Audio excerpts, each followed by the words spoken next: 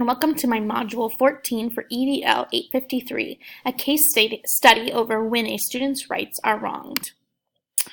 In this case study, we have the student, Miguel Hernandez, who has formerly been a star student and an athlete for a school district. During the football game, he gets paralyzed and is returning to school now in a wheelchair. Upon his return, his counselor, Ms. Guzman, removes him from biology because he's not able to access the classroom via wheelchair.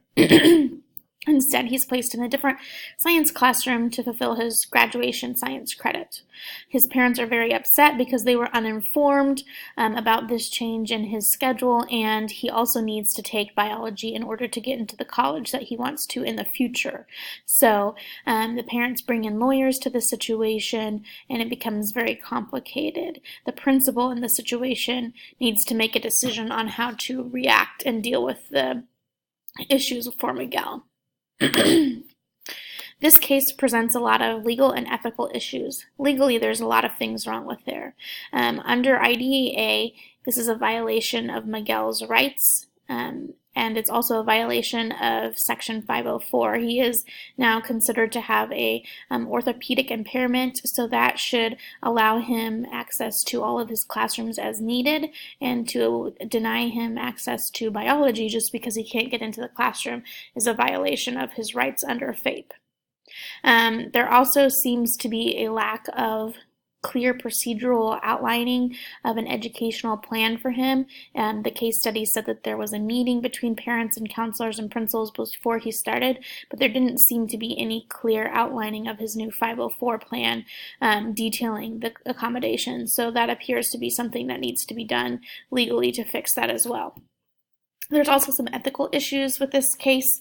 The counselor did not inform Miguel's parents about the change to his school schedule. They didn't talk with Miguel about it. They just made a change without looking forward for him, and they did not consider his post-secondary plans. So Miguel and his family weren't consulted with the schedule change at all, which is an ethical issue. In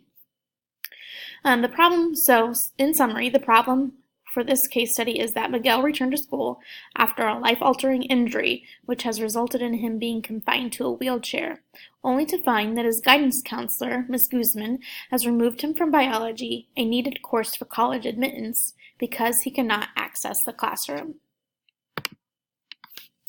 This case study has lots of facts that we need to break down. First, let's talk about the people involved. First, you have Miguel Hernandez. He is an academically on-target student who has been injured and paralyzed, and he's now confined to a wheelchair. You have Ms. Guzman, the school counselor, who removed Miguel from biology. We have a biology teacher. Supposedly, they were not consulted at all about the matter. You have the parents, Mr. and Mr. Hernandez, who are upset about the removal from biology. You have Howard Carey, who is the Hernandez family lawyer, and the principal of Nottingham High School, who needs to make a decision to remedy the situation for the Hernandez family. This is taking place in Dover Unified School District, which is described as an excellent public school with a supportive community and a good working relationship with staff and faculty. The high school is Nottingham High School. It was noted that this houses 3,200 students. It's the only high school in the district. They're desperately in need of some updates to their building, which was built in the 1950s, but the updates have been put off due to funding. The program is a public school system. Miguel is a sophomore in 10th grade. The course is high school biology, and he's working in on-level courses, not a remedial course or a special education course. So let's review the information. Who's affected? First off, obviously Miguel's life after high school is in limbo. He needs biology in order to get to his desired college. They're not offering biology to him as an option at the moment. Other community members and students are also affected because we don't know how many other kids have been denied access to classrooms due to inaccessibility. We don't know if community members can access all areas of the school, even if they're disabled, so we don't know how that's been affecting them. We have to consider Ms. Guzman because she might feel undermined if her decision to remove Miguel from biology is overruled. And then lastly, we have the whole school district who is affected because it appears that if they don't remedy the situation, they're going to have a lawsuit on their hands, which could be financially costly for them. So I need to think of a few more pieces of information before I can continue forward with the case. Ideally, I would like to know the following things. How many biology teachers are there? Are other biology classrooms accessible? Can a course be taught in a different room? Are online biology courses available? And what action was taken by the counselor to problem solve before moving Miguel? Did she evaluate all of her options? What did she look at before she decided to move him? Moving forward, even though I'm lacking some of the information I would like to have in this case, I've come up with 6 different plans that I could do in order to solve this problem. The first plan is to do nothing and proceed with legal hearings. The second plan is to move original biology course to a new accessible classroom. The third is to place Miguel in an accessible biology classroom. The fourth is to have Miguel complete a biology independent study with a different science teacher. Fifth, offer Miguel an online alternative. Sixth, have Miguel take biology as a junior and problem solve during the break. The solution has some pros and cons to them, and I will go over them at this point. Solution 1, do nothing and proceed with legal hearings. There are no pros that are evident to me at this point.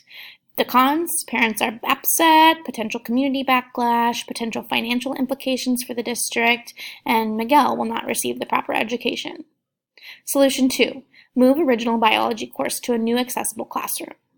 The good thing about this is that he gets to take his course and the school avoids legal trouble.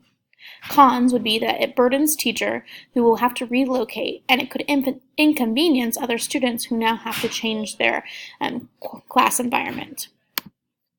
Solution 3, place Miguel in an accessible biology classroom. Miguel remains in a least restrictive environment and fulfills his college requirements.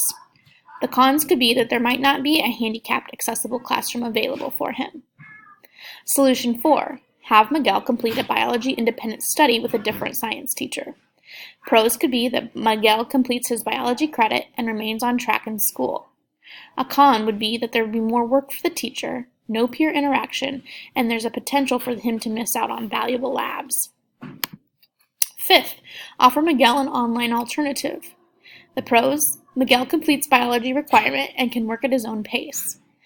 The cons include that he's isolated from his peers and misses out on hands-on lab time, and the school may incur additional costs. The last solution is to have Miguel take biology as a junior and problem solve during summer break. These pros allow Miguel to get the needed credit and give staff time to rearrange classrooms. Cons could be that he might miss higher level coursework, so if he needed to take chemistry as a junior and physics as a senior, then he would be behind. And it might not satisfy the parents' immediate requests. My final decision in this case is to move Miguel into a different biology classroom that is accessible via his wheelchair. It fits the needs of Miguel, it follows legal procedures, and it causes little teacher inconvenience. The principal also needs to touch base with Ms. Guzman and explain to her the rights that Miguel and other students have with IDEA and Section 504 plans. The parents need to be contacted immediately about the change, and a meeting should be scheduled right away to narrow down his 504 accommodations. In the future, the district needs to consider passing a bond issue, allowing for the building of an additional high school to house the large student population.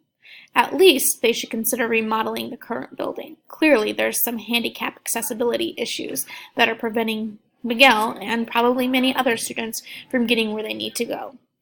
Considering that this is a highly supportive community, it's likely that the bond issue will pass and the school will be able to revamp some of their buildings. Potential outcomes of my decision include the following. First off, Miguel gets his free and appropriate public education.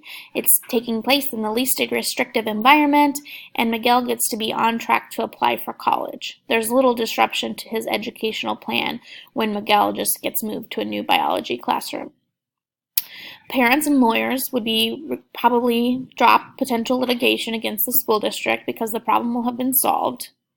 The counselor, Ms. Gussman, will learn more about the protections offered to students through IDEA, the Americans with Disability Act, and the Section 504 plans.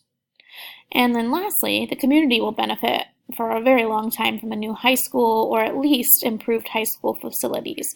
This will affect not only Miguel, but all of the other students with disabilities, community members who attend events at the high school, and so on. Thank you for watching my case study. I hope it was informative and that it helped you learn more about Miguel and his situation. Thanks.